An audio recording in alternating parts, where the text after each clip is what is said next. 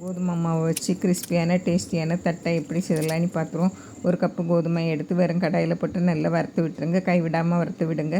2 நிமிஷத்துலேயே கிறிஸ்பியாக வந்துடும். இதை ஒரு பிளேட்டில் மாற்றி நல்லா ஆற வச்சுருங்க. ஆறினதும் இதில் பார்த்தா கொஞ்சம் கட்டி கட்டியாக இருக்கும். அதனால் மிக்ஸி ஜாரில் மாற்றி 1/2 டீஸ்பூன் உப்பு, 1/2 டீஸ்பூன் ஜீரகம், 4 பல்லு பூண்டு, ஒரு டீஸ்பூன் சில்லி ஃப்ளேக்ஸ், 1/4 டீஸ்பூன் பெருங்காயத்தூள், 1 டேபிள் ஸ்பூன் எண்ணெய் விட்டு நல்லா 2 சுற்றிடுங்க. பல்ஸ் மோடில் நல்லா பூ போல் வந்துடும். இப்போ இதில் கருவேப்பிலை, 3 டேபிள் ஸ்பூன் நிலக்கடலை 1-2 உடச்சி அதில் போட்டு நல்லா பிசைஞ்சு விட்டுவிட்டு தேவையான அளவு தண்ணியை விட்டு நல்லா பிசைஞ்சு, அதாவது பூரி மாவு நாங்கள் நல்லா பிசைஞ்சு இப்படி உருட்டி வச்சிடணும்.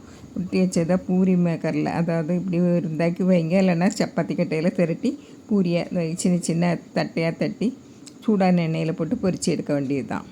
நல்லா கிறிஸ்பியாக இருக்கும், நல்லா டேஸ்டியாட்டம் இருக்கும். இது 3 நாள் வரைக்கும் வச்சு சாப்பிட்லாம்.